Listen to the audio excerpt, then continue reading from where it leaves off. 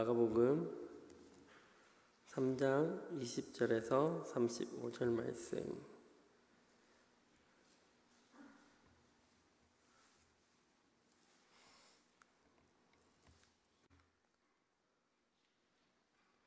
우리 한 절씩 교독하도록 하겠습니다. 집에 들어가시니 무리가 다시 모임으로 식사할 겨를도 없는지라.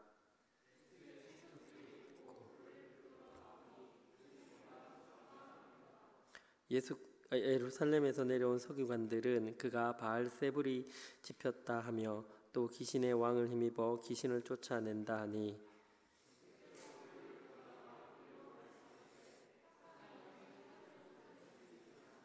또 만일 나라가 스스로 분쟁하면 그 나라가 설 수 없고 만일 사탄이 자기를 거슬러 일어나 분쟁하면 설 수 없고 망하느니라.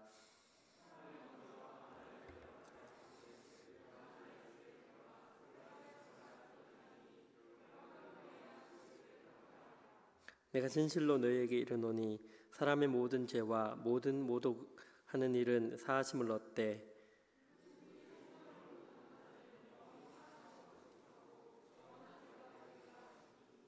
이는 그들이 말하기를 더러운 귀신이 들렸다 함이러라.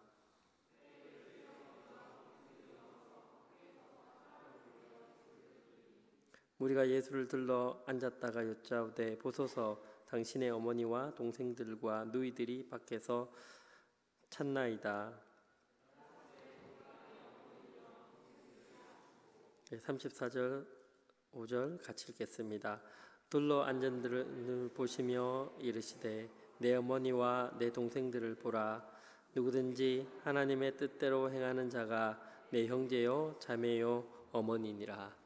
아멘. 기도하겠습니다. 하나님 은혜를 감사합니다. 오늘도 이렇게 주의 사랑하는 청년들 함께 모여 예배하게 하시니 감사합니다.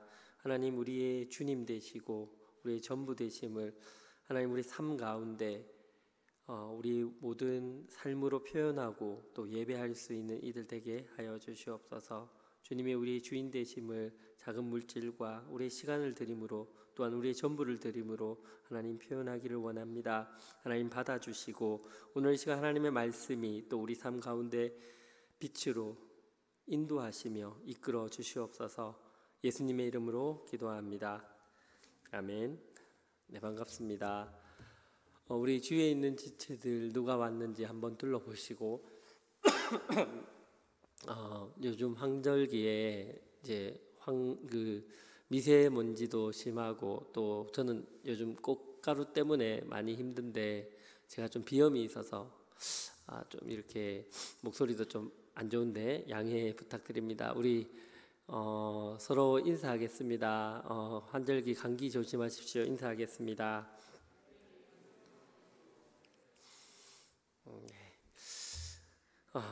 오늘은 마가복음 강의 12번째 시간입니다.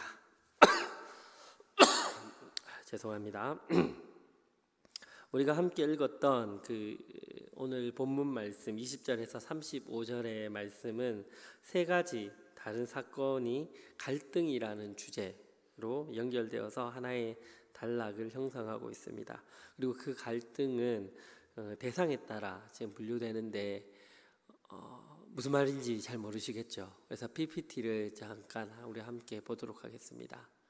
세 가지 이제 갈등이 나타나는데 그 갈등의 대상들이 첫 번째 21절에 예수의 친족들, 그리고 두 번째는 그 갈등의 대상이 예루살렘에서 내려온 서기관들, 그리고 세 번째 그 갈등의 대상은 예수의 어머니와 동생들, 이렇게 분류가 됩니다.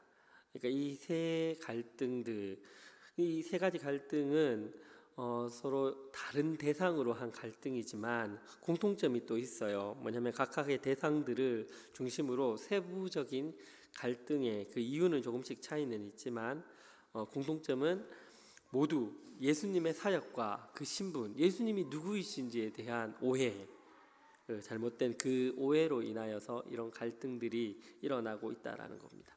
그리고 두 번째 이 공통점은 이 일들이 모두 집 오이코스라는 집이라는 공간적 배경을 가지고 있다라는 것입니다. 마가복음 이 3장 20절 한번 보시겠습니다. 마가복음 3장 20절에 보시면 집에 들어가시니, 집이라는 공간적 배경이 나타나죠. 무리가 다시 모임으로 식사할 겨를도 없는지라. 전에도 한번 말씀을 드린 적이 있는데, 유대 사회에서는 함께 식사하는 행위는 아주 중요한, 그리고 매우 긴밀하고 친밀한 관계를 형성하는 겁니다. 아마 여러분 최후의 만찬에 보면 이제 그 유대인들은 식사를 할 때 누워서 식사를 하거든요. 그리고 이제 아마 한 제자 요한으로 보이는데 예수의 품에 안겨가지고 이제 밥을 먹어요. 우리와는 문화가 완전 다르죠. 우리 문화는 누워서 밥 먹으면 어릴 때 많이 혼났잖아요. 이제 있을 수 없는 일인데, 유대의 문화는 이 함께 식사를 하는 것은 완전한 무장해제입니다. 그리고 아주 친근함을 표현하고 있는 거죠. 그래서 이제 아주 가까운 사이다라는 것을 이제 표현해주는 하나의 지표입니다. 그러므로 식사할 겨를도 없었다. 20절에 그렇게 기록되고 있는데, 그 말씀은 그만큼 예수님께서 사역으로 인하여 분주하시고 바쁘셨다라는 말도 그런 시사를 하는 것도 있지만, 그 이면에는 예수님과 제자들이 이미 함께 식사를 하는 그런 가족 공동체가 되었다라는 거예요. 이게 이제 중요한 이 하나의 전제가 되는 것입니다. 즉 우리는 21절을 통해서 예수님과 제자들이 그 집이라는 그 공간, 집이 의미하는 것이 있잖아요. 가족이 함께 거주하는 곳이잖아요, 그죠? 그 집에서 함께 식사를 하고 있다.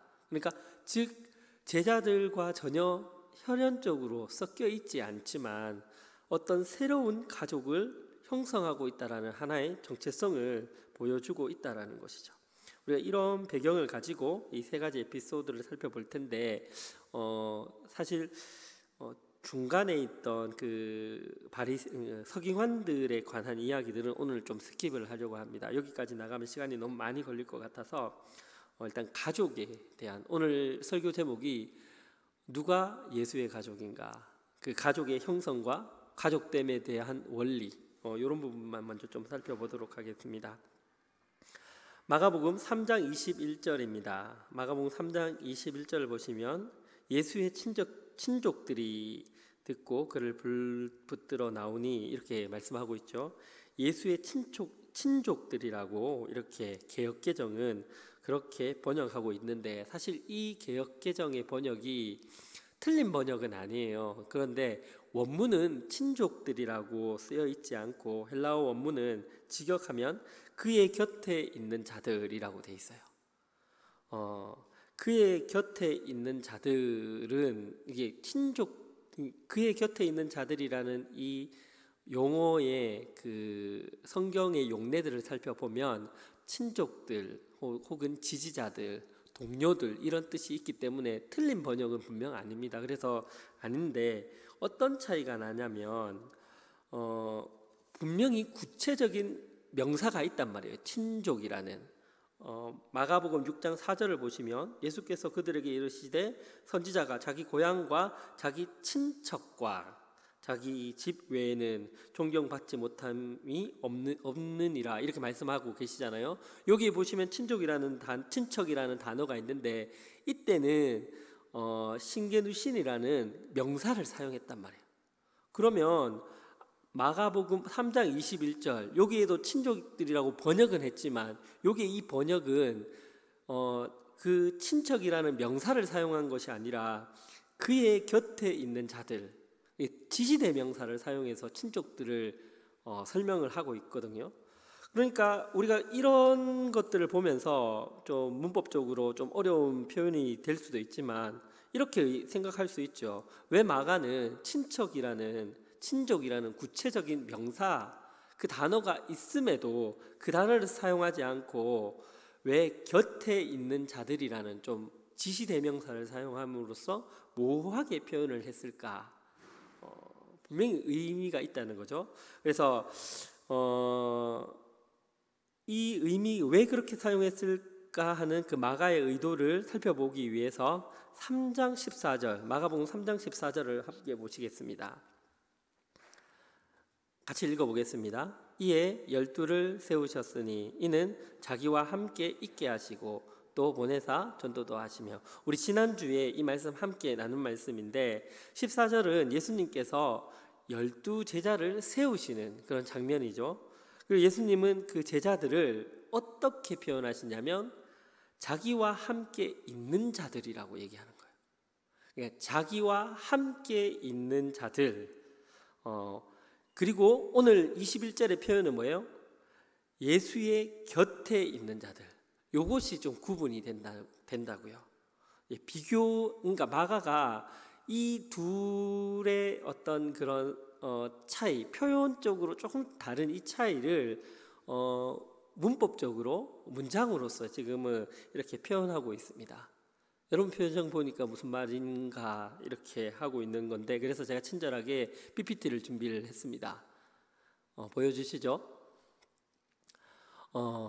친족들이라는 단어, 그러니까 요 친족, 이거는 이 번역은 개역개정의 번역입니다. 이 개역개정의 번역을 원문으로 정확히 지적을 했을 때 예수의 곁에 있는 자들이라는 거죠. 그 예수의 곁에 있는 자들이라는 이 표현이 무엇과 상반되냐면 예수와 함께 있는 자들이라는 것과 상반된다라는 거죠. 이건 좀 이따가 또 둘러앉는 자들이, 요거는 좀 이따가 살펴볼 텐데, 그러니까 친족들, 예수의 곁에 있는 자, 이것이 마가복음 3장 14절에 나타났던 예수와 함께 있는 자, 그러니까 곁에 있는 것과 함께 있는 것, 사실 별 차이가 없는 것 같아요. 그저 비슷한 의미이긴 하지만 여기에 마가가 어떤 의미를 우리에게 메시지를 던지고 있다라는 것입니다. 개정개혁이 예수의 곁에 있는 자들을 친척, 친족, 가족이라고 번역하고 있고, 그들은 혈연이라는 물리적 그 관계에 의해 형성된 공동체입니다. 반면에 예수와 함께 있는 자들은 비록 그들이 물리적으로 제자들과 같이 혈연적으로 혈통적으로 연관성은 없더라도 예수에 의해 그와 함께 있도록 부름을 받은 사람들이라고 할 수 있는 것이죠. 예수님은 바로 그렇게 자신과 함께 하도록 부름을 받은 자가 진정한 하나님 나라의 가족임을 말씀하고 계신 것입니다. 지난주에 우리는 제자들이 사역에 실패한 것이 아니라 예수와 함께 머무르는 것, 예수와 함께 하는 것에 실패하였다고 함께 우리 말씀을 살펴보았습니다. 그런 맥락에서 오늘 말씀은 예수와 함께 머문다는 것, 그러면 그 머문의 참된 의미, 함께 하는 것은 무슨 의미일까? 조금 더 구체적으로 살펴보고자 합니다. 한 가지 확실한 것은 그 주와 함께 머문다는 의미가 단순하게 그 물리적인 거리, 단순하게 그냥 물리적으로 가까이 있다, 이런 것을 의미하는 것은 아니라는 거죠. 예를 들어서 나는 3대째 예수를 믿는 그런 집에서 자랐고 유아 세례를 받았고 어릴 적부터 쭉 교회에서 그렇게 성장하고 많은 시간을 교회에서 보냈어. 얼마나 이제 물리적으로 가까운 거리에 있습니까?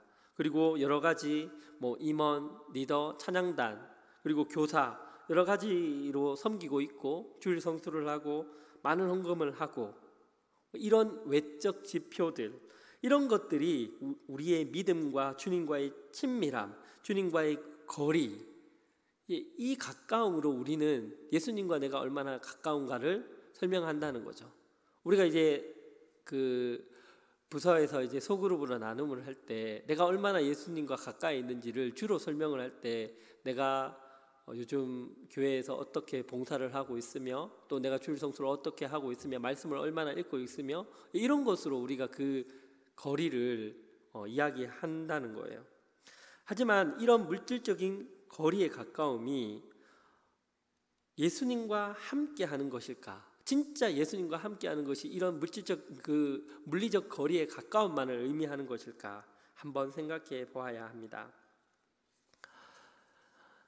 물론 그렇다고 해서 물리적인 거리의 가까움이 필요 없다거나 반드시 나쁜 것은 아닙니다. 아니, 오히려 정말 필요하죠.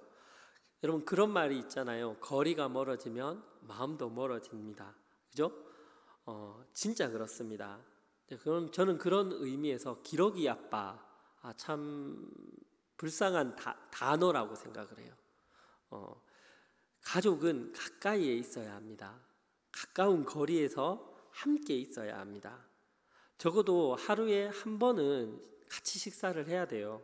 물론 식사는 어렵더라도 좀 둘러앉아서 얘기 나누어야 돼요. 그런데 우리가 지금 요즘 이 시대가 가족과 그렇게 가까운 시간이 별로 없어요. 같이 밥 먹는 시간도 없고요.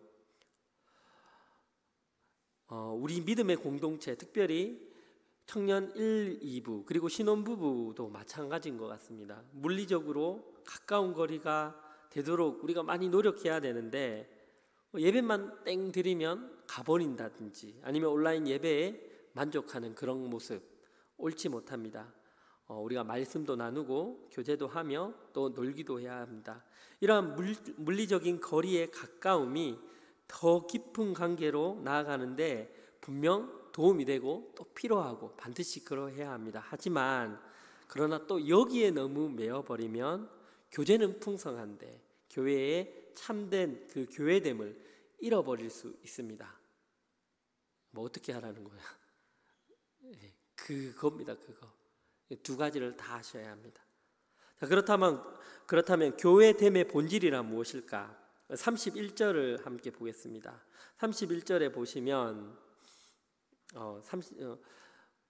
이거는 준비가 안 됐어요. 31절입니다. 31절은 제가 이렇게 부탁하지 않았습니다.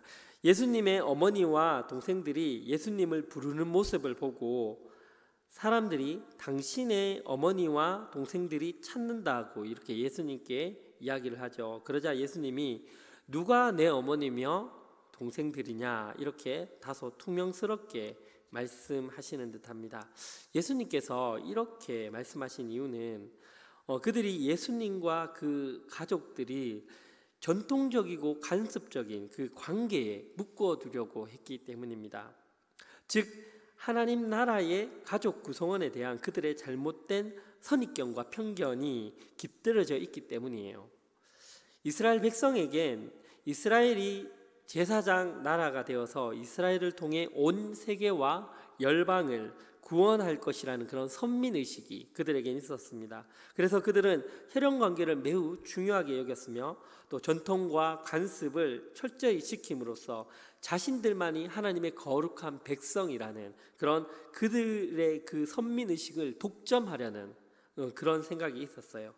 예수님이 이러한 그들의 의도를 잘 알고 계셨기 때문에 그 잘못된 의식을 깨트리고자 하나님 나라 가족에 대한 새로운 정의를 지금 제시하고 계시는 겁니다. 결코 예수님께서 물리적인 가족 그 관계를 부정하거나 무시하는 것이 아니에요.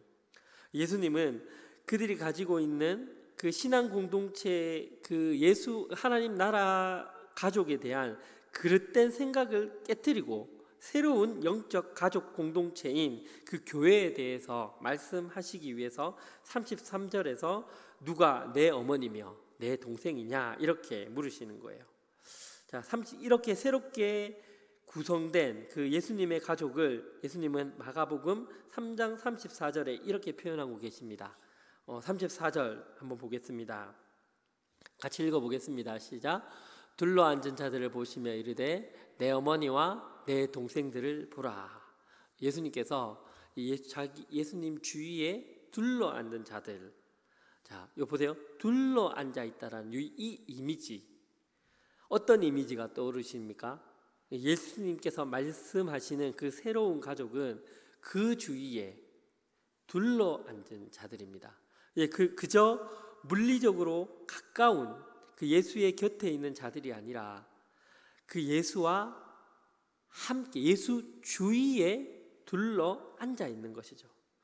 다시 말해서 예수를 중심으로 둘러 앉아 예수님의 말씀을 듣고 그 말씀에 순종하기를 결단하고 또 서로 그 말씀대로 살기를 격려하는 공동체, 그들이 예수의 가족이며 오늘날의 교회인 것입니다. 따라서 교회의 본질, 핵심됨이 무엇입니까? 예수 그리스도이죠. 예수를 중심으로 둘러 앉아 있는 우리가 예수 가족 공동체인 것입니다. 이 모습이 바로 예수 가족들, 즉 교회의 모습입니다. 신앙생활 가운데 가장 중요한 모습은 이런 바로 예수를 중심으로 한 교회의 모임, 교회됨이라는 것이죠. 교회는 결코 어떤 사업을 하는 곳이 아닙니다. 물론 교회가 이 세상 가운데 해야 될 일들이 많이 있어요. 구제도 해야 되고 선교도 해야 되고 또 하나님 말씀을 선포하는 귀중한 그런 사명이 분명히 있습니다. 하지만 가장 중요한 그 교회의 본질은 예수 그리스도이며 그 예수 그리스도를 중심으로 둘러앉은 가족됨이라는 것이죠. 사도 바울은 이 가족됨을 한 몸됨으로 하나의 몸됨, 그러니까 교회의 머리 대신 그리스도와 하나된 연합된 한 몸, 이것을 교회라고 설명하고 있습니다. 같은 말이에요. 한 몸됨, 예수 그리스도를 중심으로. 가족됨, 같은 말, 예수 그리스도를 중심으로 가족됨. 한 몸의 확장이 가족이고 그 가족의 확장이 교회라는 거예요. 그러므로 이 셋은 똑같이 하늘나라에서의 성도의 관계를 보여주는 어떤 하나의 모형인 것입니다. 중요한 것은 그 중심에 예수 그리스도가 있느냐라는 것이죠. 우리 청년 1, 2부는 그리고 신혼부부는 가족된 모습이 있습니까? 우리에게 그 예수 그리스도를 중심으로 한 가족됨. 더 나아가 우리 구미강동교회 신앙 공동체는 서로 가족 구성원으로서의 그런 의무와 책임을 다하고 있는지 살펴보아야 할 것입니다. 가족에게는 부모가 있고 또 자녀가 있습니다.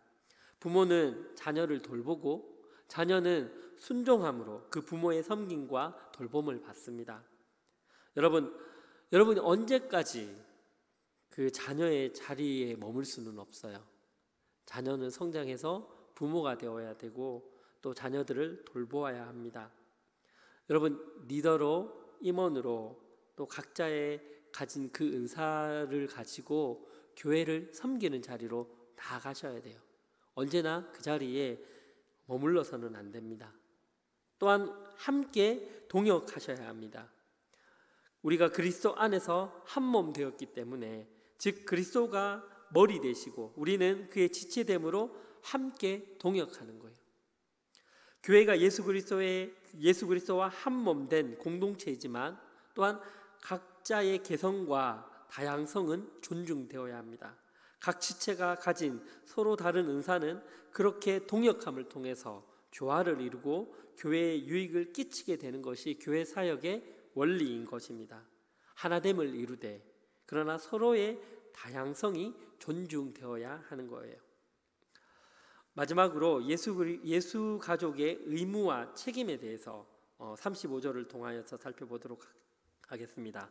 마가복음 3장 35절입니다. 같이 읽겠습니다. 누구든지 하나님의 뜻대로 행하는 자가 내가 형제요 자매요 어머니니라. 첫째, 예수에 둘러앉은 자들이 예수의 형제고 자매고 예수의 가족이라 그랬죠. 예수를 중심으로 한, 예수가 핵심되어 있는 중심으로 한 공동체, 그것이 예수 가족입니다. 둘째, 하나님의 뜻대로 행하는 자들이 예수의 가족들입니다. 교회는 하나님의 뜻대로 행하는 자들의 모임입니다. 이미 살펴보았듯이 참 이스라엘을 뜻하는 교회는 혈연으로 규정되지 않고 하나님의 뜻에 따르는 그 행함에 의해 규정이 됩니다. 혈연에 의한, 그래서 유대인들이 이것을 중요하게 생각해서 자기들만이 하나님의 백성이라는 그 선민의식, 이것이 아니라고 예수님 말씀하시는 거죠. 하나님의 뜻에 따라 순종하며 행하는 그 삶, 그들이 하나님 나라의 백성이라는 것입니다. 그러니까 중요한 것이 있죠. 하나님의 뜻이 무엇인지 아는 것이 중요합니다. 여러분, 하나님의 뜻을 우리가 어떻게 알 수 있습니까? 계시된 하나님의 말씀으로 우리는 하나님의 뜻을 알 수 있습니다. 여러분, 계시가 뭐라고 말씀드렸죠? 하나님이 자신을 우리에게 보여주시는 것, 감추어 있던 것이 드러나는 것. 그 가장 완벽한 계시가 바로 성육신하신 예수 그리스도입니다. 그리고 그분은 요한복음에 의하면 말씀으로 오셨고 또 말씀으로 우리와 함께 하십니다. 요한복음 1장 1절입니다. 같이 읽어보겠습니다. 시작. 태초에 말씀이 계시니라. 이 말씀이 하나님과 함께 계셨으니 이 말씀은 곧 하나님이시니라.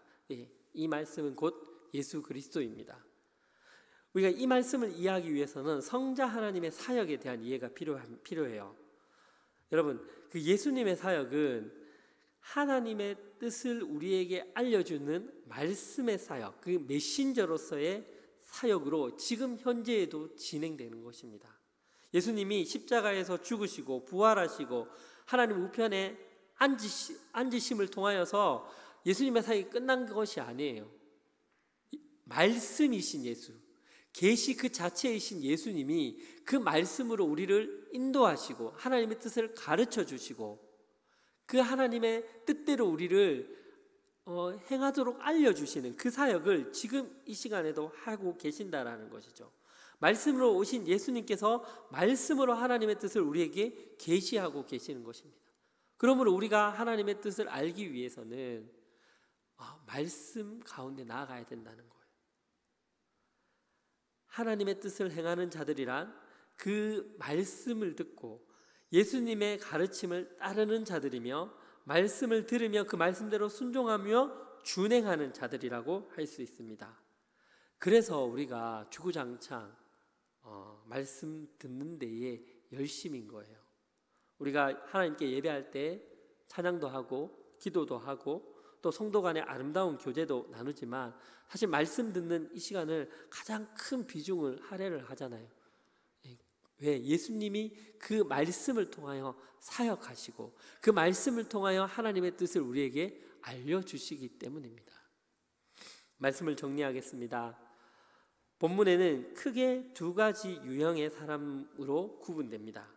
예수의 곁에 있는 자들과 예수를 둘러앉은 자들. 예수의 곁에 있는 자들은 예수님과 혈연과 지연 등의 물리적 거리가 매우 가까웠지만 오히려 그것이 독이 되어서 혈통적으로 전통적인 관계의 범주로만 예수님을 이해하려 했기 때문에 참된 예수의 가족 구성원이 되기 힘든 위치가 되어버렸습니다. 반면 예수와 함께 있도록 부름을 받아 예수를 따르던 예수님 주위에 둘러앉은 자들은 하나님의 새로운 가족이라 불리면서 하나님의 새로운 가족 구성원이 어떻게 형성되는지를 보여주고 있습니다. 그것은 곧 혈통으로서의 물리적 거리로서의 그 예수가 그 가족됨이 아니라 예수를 중심으로 둘러앉아 하나님의 뜻대로 행하는 모습으로 우리가 예수 가족됨을 알려주는 것입니다. 그러면서 제가 말씀드렸죠. 그러나 물리적인 거리의 가까움이 중요하지 않은 것이 아니다. 또 하나 더 말씀드리고 싶은 것은 그러나 또 더 중요한 것은 교회의 본질 예수 그리스도를 따르는 것이다. 이 핵심을 잊어버려서는 안 된다. 사실 이 두 가지 말씀이 모순될 수 있습니다. 성경에 그런 말씀들이 많이 있어요. 구원도 그렇잖아요. 믿음, 오직 믿음이라고 얘기해요. 우리의 구원이 오직 믿음이라고. 그러나 또 성경은 우리에게 행함이 없는 믿음은 죽은 믿음이라고 말씀하고 있습니다. 두렵고 떨림으로 너희 구원을 이루라고 말씀하고 있습니다. 제가 존경하는 우리 저 교수님께서는 이 신약 그 성경에 나타나는 어떤 하나의 성경을 바라보는 어떤 포인트를 긴장감이라고 말씀을 하시더라고요. 긴장감. 뭐냐면 한쪽에 치우쳐서는 안 된다는 거예요.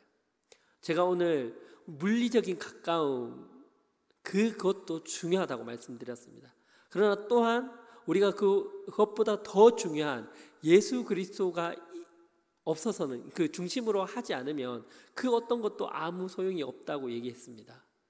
이 두 가지의 긴장감이 필요합니다.